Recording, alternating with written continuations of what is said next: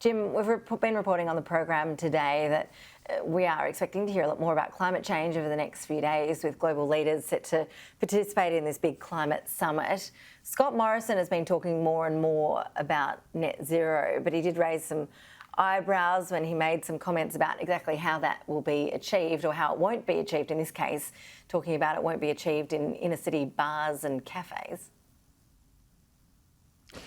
No, indeed. Good afternoon to you, Ash. I don't think anyone has ever suggested it would be inner city bars and cafes that would be the key to achieving net zero by 2050 as far as carbon emissions are concerned. But I think it's interesting, isn't it, that this Prime Minister, like his predecessor Malcolm Turnbull, very much remains a prisoner of the anti-climate change section of the coalition, notably within the Nationals. We saw Matt Canavan leaping out this morning after the Prime Minister had inched his way yet again away from climate change scepticism, if I can put it that way, and towards the need for a goal of net zero by 2050. So every time the Prime Minister moves even the tiniest bit, this pushback comes. As you mentioned, there'll be this very significant conference coming up, hosted by President Joe Biden at the weekend, 40 nations from around the world, including Australia. And the danger is that at that conference, Australia will find itself very, very much on the edge, not just in the face of the Europeans, for example, or the United States, but also that very significant announcement at the weekend when John Kerry, President Biden's climate tsar, met with his Chinese counterpart, and they made a renewed commitment on that. So whatever the differences that there are between the United States and China on strategic and commercial issues, and they are significant, there's no doubt about it, but if they are serious about climate change, and they're both nations facing pressures internally on the issue, this is going to be increasingly difficult for Australia. The Prime Minister says that he's not going to tax the life out of industry to achieve net zero by 2050. But if industry is not going to be taxed in one way or another, if we're not going to have overt taxes, we're probably going to, as consumers, face higher prices elsewhere, whether it be in energy prices, for example, or in other consumer items that we purchase. So it's a very, very difficult issue for the Prime Minister. He keeps on trying to edge towards a more reasonable policy on climate change, but whenever he does, this pushback comes from those sceptics within his own coalition and makes it very, very trying for him indeed. Jim, the other big challenge for the Prime Minister at the moment is, of course, the vaccine rollout here in Australia. We've seen the National Cabinet meeting. We've been told that they're on a war footing. There's a new focus on getting over 50s vaccinated ASAP. Are you convinced that this new National Cabinet bi-weekly meeting is going to do the job in terms of getting the rollout back on track? Well, let's hope so, because to date, what has been occurring has not worked. The promise initially of 4 million vaccinations by the end of March didn't occur, and now, belatedly, we're going to a situation where we will have, it appears, mass vaccination centres and so on and so forth, and what the Prime Minister calls this 12-week sprint from October through to the end of the year to get a very large number of people in various categories vaccinated. Let's hope for all our sakes that it works, because it's not just the health of the nation that is at risk or in play here, but also the health of the economy. And all the expectations, the Reserve Bank, Treasury and so on, their calculations leading up to next month's budget were based on a much greater take-up of vaccines than we've had to date. So let us hope that this finally works. I noticed that Jane Holton, former head of the Health Department and effectively the federal government's czar on the question of vaccines, saying this morning that she thought this sort of step should have been taken much, much earlier.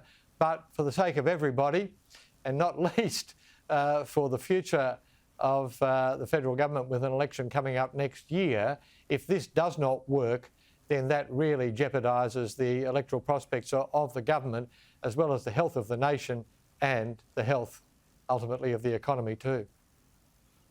Yeah, and our viewers can see on the screen a box there. We are standing by to take them live to a news conference with the Health Minister, Greg Hunt. So we'll hear more on the vaccine rollout issues in a moment from him, and also some further information we expect on that Auckland airport case that has just been reported in the past hour or so.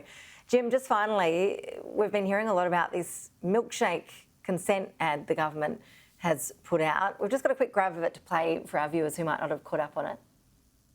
Do you want to try my milkshake? Yes, I do. Is it better than yours? You know, I think I prefer mine. But what happens when one person takes action without an agreement? You do, huh? Well, drink it. Drink it all. What are you doing? Drink it all. It's turned into all sorts of memes on the internet. I mean, it's really just copying so much flack, and not just in that, you know, it probably doesn't point to the sophistication of a lot of teenagers, and I know you've got teenagers, Jim, so you can probably elaborate for us on that, but some sexual assault experts, you know, prevention experts are really saying that this sort of thing could actually be harmful if it's not dealt with the right way, and they're certainly saying that this is not the right way to deal with consent education. Well, I don't know what you made of it when you saw it and being reminded of it again, but I couldn't work out for the life of me what it was about. It seems that, according to marketing experts, that there are at least two important factors when you're trying to deal with a public education campaign. One is that it attracts attention. Well, this has certainly attracted attention, but as you point out, it's the wrong kind of attention. It's being laughed at rather than being taken notice of.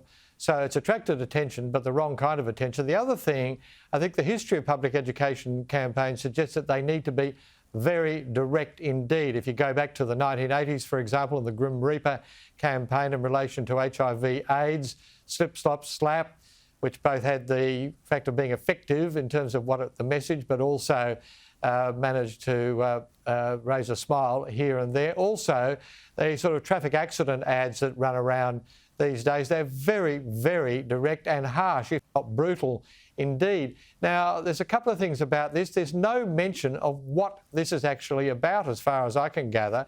It's about sex.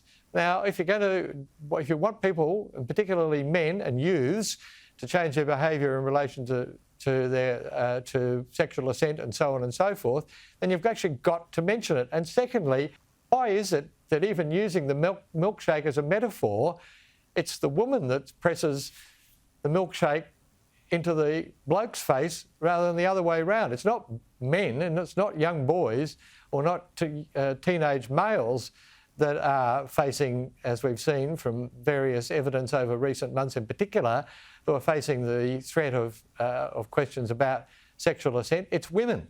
And it seems to me an extraordinarily bad use of public money, some $3 million. The other thing is, it also plays into this notion, which Scott Morrison has been having trouble with over the past few months, which is whether or not, indeed, he actually gets the issue. Now, I know it's not his immediate responsibility in commissioning this ad, but I do wonder whether that will be another part of the fallout from this rather ludicrous campaign, Ash.